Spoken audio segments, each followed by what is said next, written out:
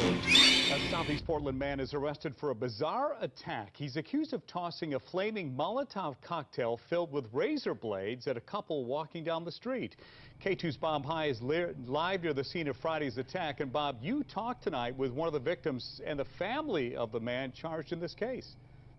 That's right, Steve. Bobby Howell and his girlfriend were walking up the hill here on Friday night when they realized they were being followed by a man who was wearing one of these, a mask made famous in the Friday the 13th horror movies. It turns out he was also carrying a knife, a machete, throwing stars, a stun gun, and something that left its mark behind here, that jar filled with razors and flammable liquid. Okay, here we go again, folks. Welcome to the Death by Cold Steel Report. You just watched the intro. I wanted to chime in here in the middle of the video before I play the rest. As always, we're going to do some new subscribers. I've got Salim Galoum, William Carmichael, Carlos Yantz, Multi Coleman, Tanya Tyson, 35 Chatley, El Toro Del Rio. I got Jerry Sims, Thumper 0221, and Christina BH11. Welcome all to the Death by Cold Steel Report. We're growing by leaps and bounds. Got a lot of new subscribers. This is at least the third or fourth attack of a man wearing a Jason hockey mask with a machete. This time he had a flaming Molotov cocktail with him, and he's attacking the people in Portland. This report is even more bizarre and strange because he followed them at first initially without the mask on. And they had just gotten off one of the sub trains, little subways like we got here in Seattle, a light rail. They got off the train, they cut through the church, and there was a guy saying they needed directions or something. So when they turned around the second time, because they thought he was still following them, is when they noticed he had the Jason mask apparel on, and he had a machete with him, and he said, "Do you know who I am?"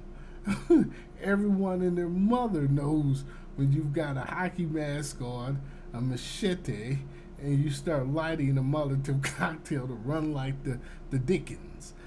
They took off running, and he threw the bottle. The bottle was also filled with razor blades, so he was looking to do some bodily harm. If they hadn't turned around and noticed him, he would have probably crept up closer, and they would have been injured, possibly killed. I mean, he was looking to do some serious damage down there. And this is going on in Portland, Oregon. So you've got the real Jason Voorhees in Portland, Oregon. You've got the real Jason Voorhees in London. You've got the real Jason Voorhees in Houston, Texas. And they're all still locked up. I'll keep an update on this and see what was going on and see where it leads. His bond... this guy sounds like he has a Russian or Serbian name. Kazimierz Novogarsky. He said he was speaking in a weird accent, so he's on psychotropic drugs according to his father, so he may be on serotonin reuptake inhibitors. And he's a very dangerous person to be out there on the streets. But you've got thousands of these people out here on the streets. They're dressing up like Jason, and they're wreaking havoc and scaring the public like you wouldn't believe. And as I said before, you're going to see more weird stories come out like this because the population as a whole has become decadent and started to degrade, and you're going to see the bizarre of the bizarre, the weird of the weird, the crazy of the crazy, and it's all coming down. Well, I'm going to go ahead and cut back to the video. This is Seattle 206723 with the Death by Cold Steel Report. Thank you for subscribing. Please do one thing for me and share the video with someone. Click that share button and send it out to your list. We've been very successful and popular with doing that, and I applaud you all for doing it. Again, we're almost at 500 subscribers already, and we're still growing by leaps and bounds. It's a small operation at this point. I've just registered for the corporation name, and got a website that's going to be coming out, so stick with us. This is only going to get bigger as time goes along, and I'm out. Enjoy the rest of the video. Bobby Howell walks me down the street to where he and his girlfriend were attacked Friday night. Is this what's left over from the bottle, do you think? That's kind of plasticky. Yeah, that's probably the bottle. Still embedded in the melted asphalt, one of dozens of razor blades that were in a flaming jar a man tossed at Bobby and his girlfriend that night.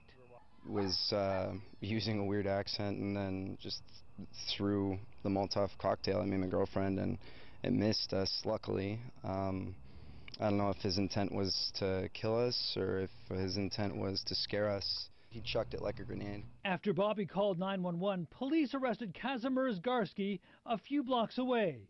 He was still wearing that hockey mask and carrying his assortment of weapons. He first told police he was jogging, then said he carried the items because he'd been attacked before, and the couple scared him.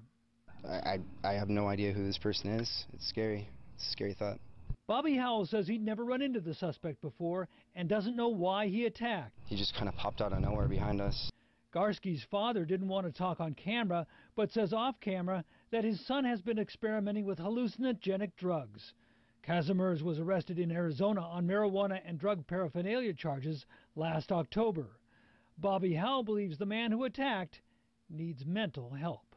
Any person who has those kind of things going through your mind, I mean, it's not right, no matter what happens to you in life, to harm others, I mean, in any way.